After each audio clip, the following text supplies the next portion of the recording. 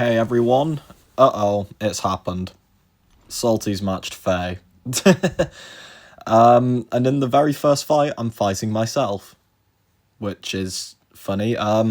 This Enchantress, I've had like probably about a 13-14 streak against at this point of not dying. And for some reason in the back of my head, I was like, this one's gonna do something funny and try and kill me.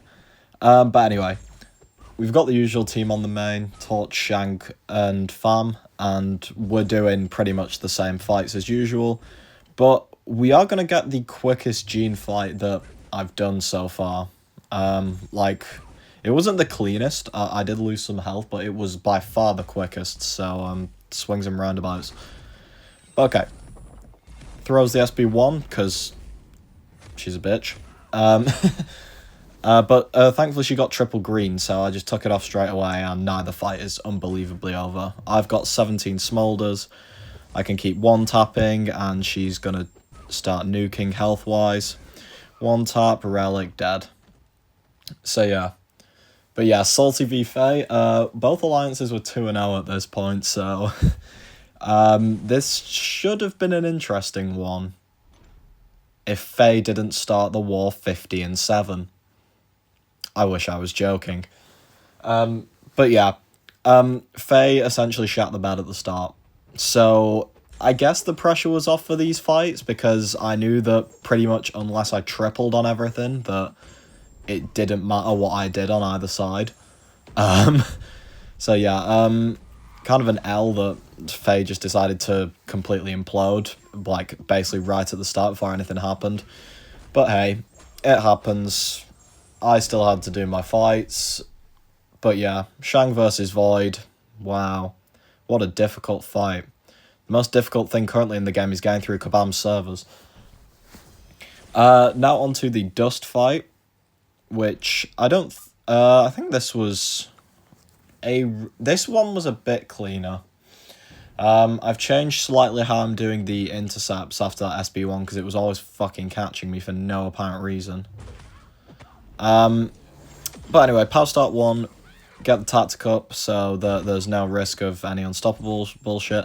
That was ass. That was a fucking crazy interaction.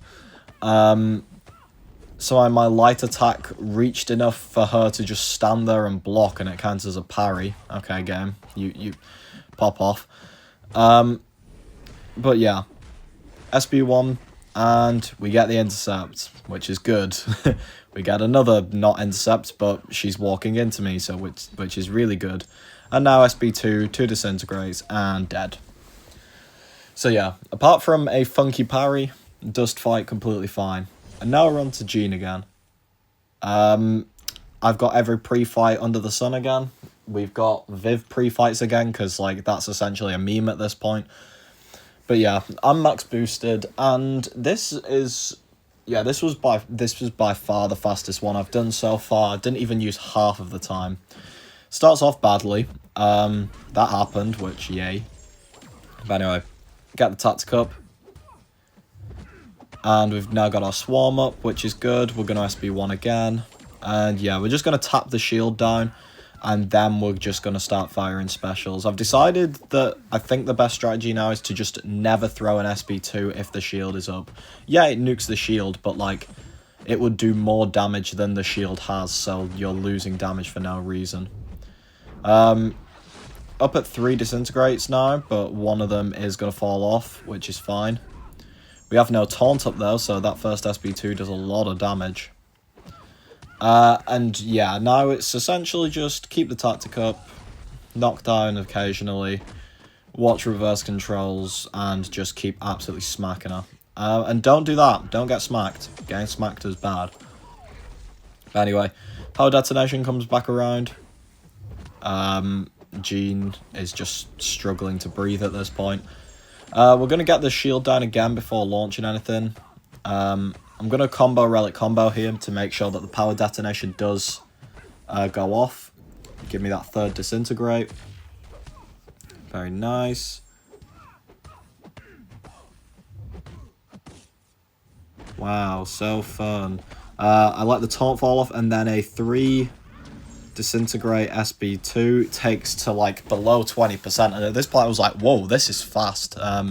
Just throwing those SB2s with the taunt not up is so good. You know, it's all about having multiple stacks of endurance up so that that taunt lasts a really short time. Like, yes, you want to be refreshing the endurance, but you also want it to be getting more stacks because it's just so much better. But anyway, a couple more intercepts. SB1 again. It'll give a third endurance. And the intercept pauses all endurance as well. So yeah, you'll be able to see in a second, the taunt comes up and it like disappears pretty much straight away. More intercepts. One more intercept. And like, see, the taunt is gone after the first hit and dead. That was 2 minutes 22. I have seen a 2 minutes 17, but I think that's like the second fastest I've seen. So yeah, absolutely shredded the Gene boss. Now onto the mini. We've got, I think, 5 fights. Yeah, I think 5. Relatively mid-fight war. And we're starting off with a Wags fight. We've got this Korg on path 7. Pretty much, if you put a Wags on it, you have no worries about parrying, because White Magneto benefits from his own pre-fight. And I can throw specials when his rock stacks aren't up. Gets me a couple armor breaks, a heal block, you know, just gives me some nice little damage boosts. But yeah, this is an easy fight, really. And it gives you your 2 charges back, because I'm awakened. So essentially, I just get to use a Wags pre-fight for free and make this fight a complete noodle. So, yeah, Wags is pretty powerful. Not the fastest champ ever, but like these are still some pretty decent numbers. You know, like 30k SB1s, combos are hitting for like 7k mediums, 5k lights. You know, it's good damage overall. Rock Shield comes up again. Magneto also takes no Thorns damage from Korg, so because he's energy hits. So yeah, there's absolutely no Thorns damage. Just literally nothing to worry about. Just kill the guy. Just keep beating him. And dead. So yeah, that was a pretty easy fight. We get our 2 pre-fight charges back, so yeah. Pretty much just nothing. And thank you, Service, for being ass again. Okay, second fight, we have got this Kindred, and I'm using Onslaught here. This is not the safest counter. Like, let's be so honest. This is not the safest counter. You know, you want to be sending someone either like Chi here, who gets rid of the Tranquilize, or just sending someone who generally counters Kindred. But I decided Onslaught would do well enough because I know how to fight Kindred pretty well. So, pretty much in this fight, I know I am going to trigger the Nightmare thing at least once, so essentially I'm just going to run away when it happens. But Onslaught is like half non-contact attacks, so the good thing about that is he will gain charges slower, but he did throw a heavy into the fucking air, because why not? Thank you, Kindred, thanks for your service. Counter that SB1, and yeah, now we've got him in the corner. I spam a couple heavies to get my Daunted going. Throws it again. Counter, nice, paused again. Couple more heavies, but because of the Tranquilize, I'm not gaining any Daunted. But we do gain it there. And we throw off the SB2. I'm about to trigger the Nightmare. So I SB1 while it's happening to push him all the way away from me. And he's going to root me here. I am losing health, but it's fine. I can use my Relic to get him away from me, and because it has the passive stun. Nightmare Outbreak, the root expires on me, and he just dies. So yeah, not the safest thing in the world, but it's good enough if you know what you're doing. Now we're on to Okoye, the big bad Okoye. War is determined by whoever doesn't die to Path 3 Okoye. But I didn't die to Path 3 Okoye. This fight with Onslaught, if you put an Invul on, you essentially have 3 or 4 chances because you have an equity maxed for pretty much the whole fight with your Daunted. You are bleed and shock resistant. So you take no damage from those, and you will gain a little bit of willpower healing, but despair will happen. So yeah, you essentially have a few chances if you put an invul on. So yeah, it's essentially just keep a special for encroaching stun, and just don't slip a parry. Safest thing is to heavy counter either after relics or after her specials. Her specials are very easy to counter with heavies, and then an SB1 just to finish it off. Pretty easy fight. Hey look, it was me again. I fought myself on both accounts, which I did find quite funny. So yeah, that's a pretty easy fight overall. It's just staying alert, just keep track of that encroaching stun so that she doesn't combo you into oblivion. Okay, but next fight we've got Nefaria. Nefaria is degen resistant. However, because of Daunted, the resistance practically goes out the window just because of how it scales. So yeah, this is essentially just another fight where I'm going to counter heavies with my heavy, and because it's the Combat Deja Vu node, I'm going to play mostly Mixmaster.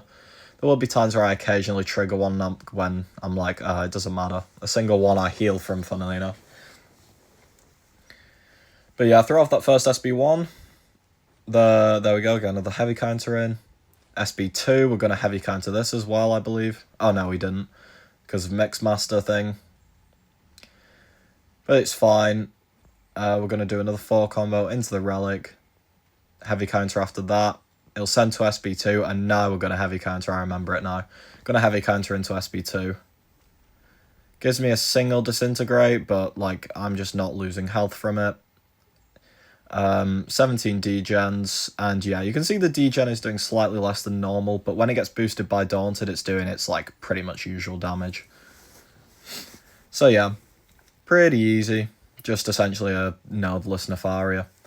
And now, last fight, we've got this Solvark again. This one is unawakened, though, so there is no steadfast if I hit with an unblockable hit. But this, again, is a pretty easy fight. Just hit block infinitely. Infinitely hit that block, and you will win. MCOC in 2025, everybody. But yeah. 12 ruptures on, give me that howl, pushes me over a bar of power as well, so I'm up to 9 charges now. It is still full moon, so that's why I've started with boosted charges. I think it goes away. I think after the next war it goes away. Maybe it's the one after though, depending when they update it.